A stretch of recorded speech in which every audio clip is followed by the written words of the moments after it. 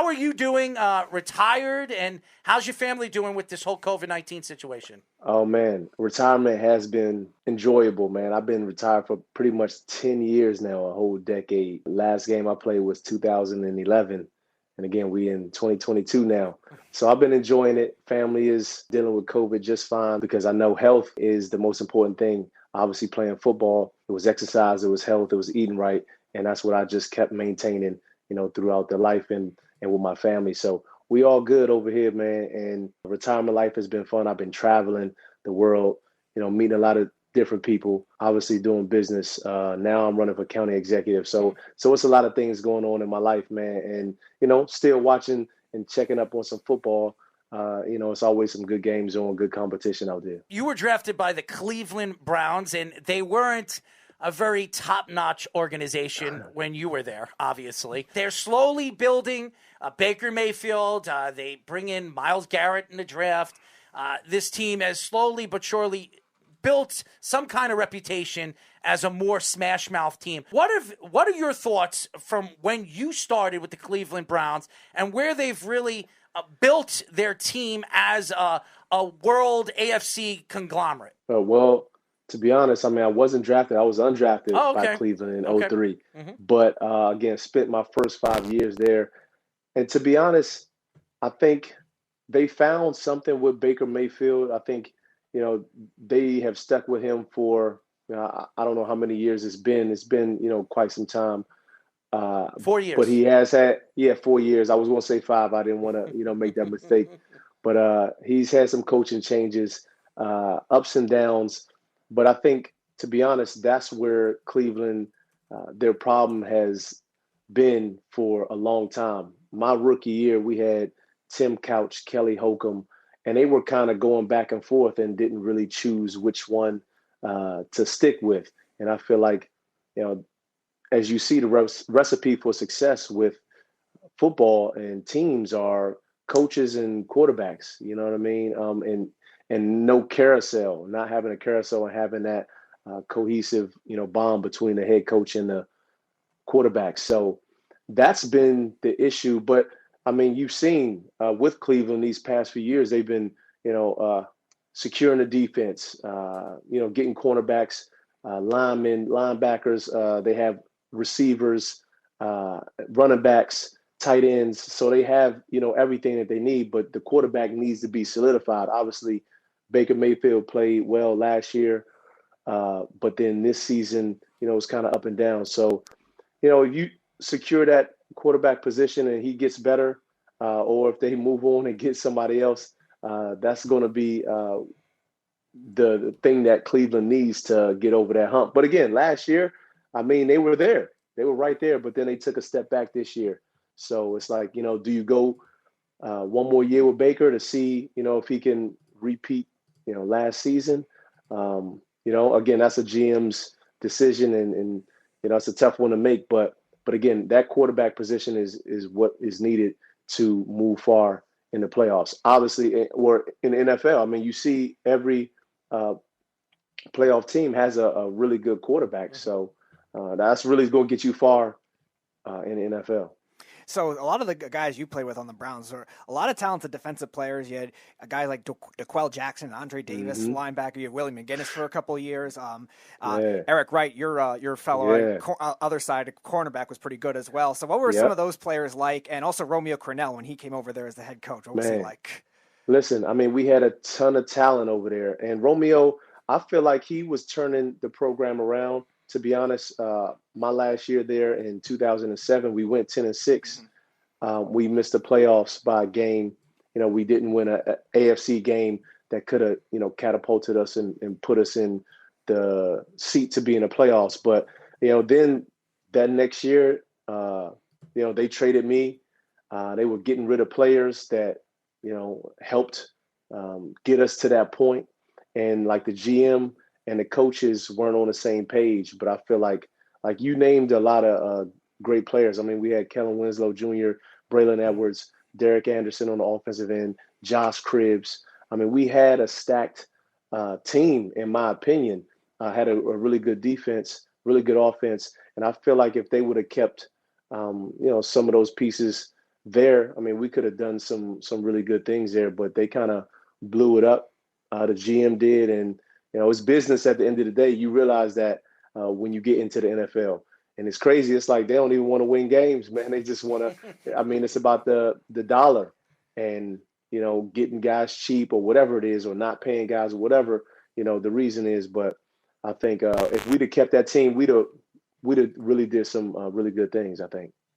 Now, Leigh, you kind of had a strain of odd luck, we'll say. You went from Cleveland, who was 10-6, as you had mentioned, and then you go to the 0-16 Lions. Right. I'm sure after that year you had a lot of headaches. And then the next year you go to New England and stumble upon the Belichick way, and Brady's there, Randy Moss. What was the biggest difference between going to New England and everywhere else? Well, the biggest difference was they knew what they wanted. And I would say I would go back to Cleveland because Romeo Crennel was there in New England for some championships. So he knew what it took. But again, he was just getting there. So just solidifying who he was as a coach and what that organization was doing, like I said. And I think, again, he got there in 05, 06, 07. So that was 3 years. And after his fourth year, I want to say they might have let him go, fourth or fifth year. To answer your question, what was different was the expectations of what everything was already solidified. You were just going into a machine, what Belichick built. And again, you hear the Patriot way, and it's really the Patriot way is, again, the expectations are, hey, let's win a division. We're going to the playoffs, win a division, and make it to the Super Bowl.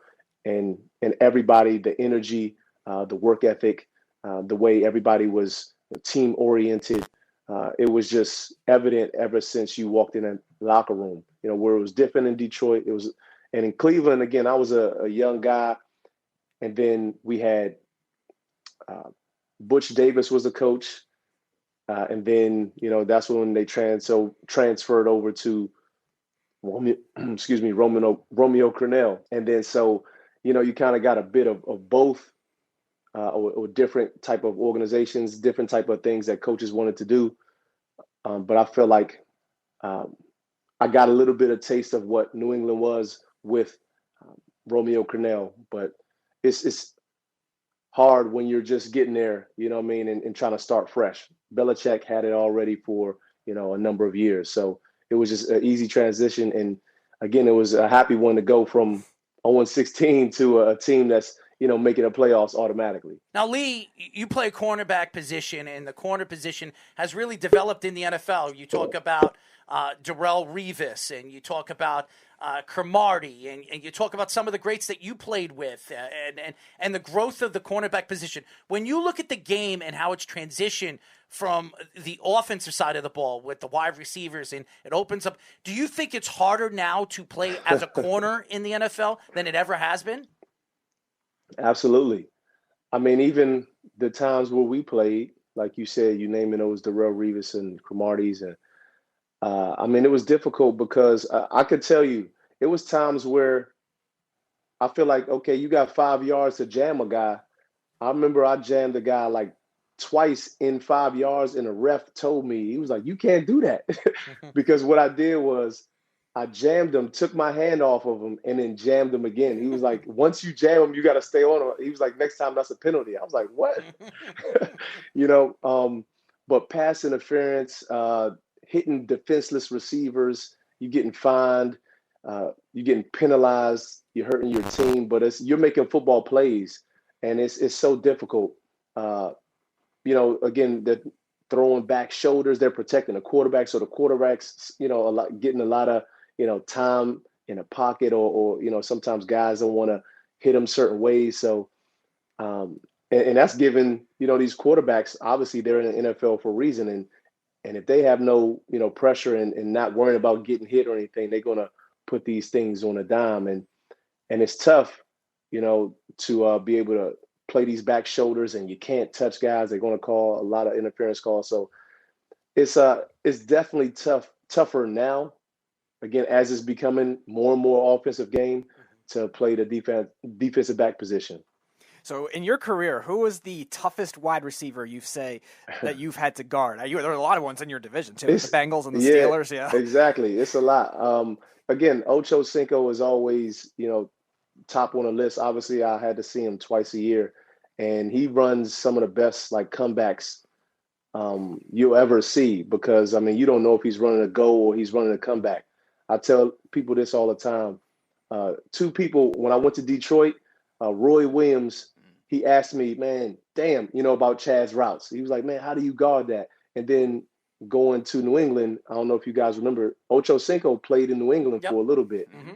And Tom, he was talking to me on the sideline one time. He was like, man, Chad, his comebacks are crazy. Anytime we call a comeback to him, I'm going to throw it to him because, he's usually open on those. So I would say him, and I say a lot of, obviously, Randy Moss, one of the greats of all times.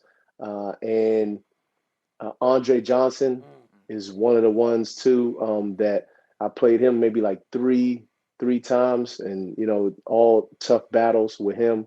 And again, the list goes on. Marvin Harrison, he was, you wouldn't, he's just so shifty. And Mark Clayton, too, Derek Mason, those guys from Baltimore, those guys were tough. Now I could go again. It's a long list of people, but I would say again, Ocho was one of the toughest. Randy and Andre Johnson, and man, I can again keep going on and on. There were some tough guys that I played against, but held my own though. You know what I mean, and got a lot of respect from every last one of those receivers that I named on and off the field. Absolutely. You had a great career. I don't know if they mentioned this yet, but you led both New England and Cleveland in interceptions, I believe, multiple years. Yes, so absolutely. So you definitely held your own out there on the corner of the field. Now, I'm going to ask a little curveball for you here, since you mentioned county executive. The NFL now, we see that they're adding games and subtracting preseason games. They're adding on now another week. There's rumors they want 20 weeks, and that they kind of want to expand the playoff format.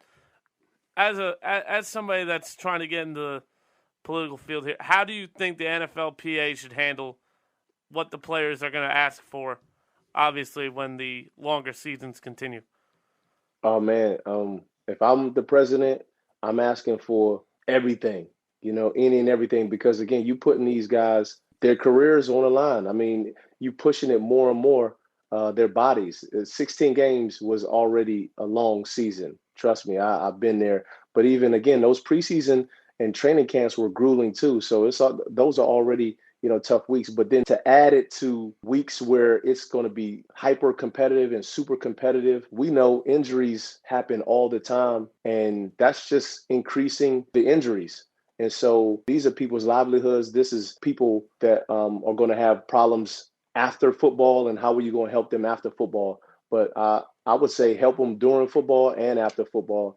And I would just play hardball until they get exactly what they want, and don't back down, because like I always said, without the players, it's no league. You know what I mean? So you should be able to get what you want, whatever you want. And that's anything. The consumers are always the boss. You know what I mean? Because if I stop going to Walmart, if we stop going to Walmart, they not going to have no money. You know what I'm saying?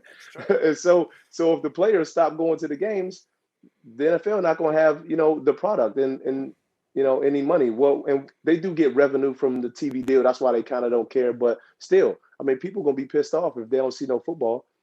So the players should hold out and get whatever they want, maximum dollars, maximum protection for medical. And I feel like they got to play hardball with the league. And I tell you what, Gene Upshaw, I don't know if y'all know Gene Upshaw. Mm-hmm. He used to be the president of the NFLPA, and that's how he was. He would come talk to us, and he would say what wasn't going to happen and what was going to happen. Right. And to be honest, when he died, they were in bargaining agreement, when he died, and then they stopped once he died. And the things that Gene Upshaw said we weren't going to do as players, as a union, when the new people came in, we did exactly what he didn't want to do. And so I think the players got to get back to taking control. You see the NBA, their players association is a little different than than the NFL's. You know, the players really play hardball with them, and I think it's time for the NFL players to play hardball with the NFL.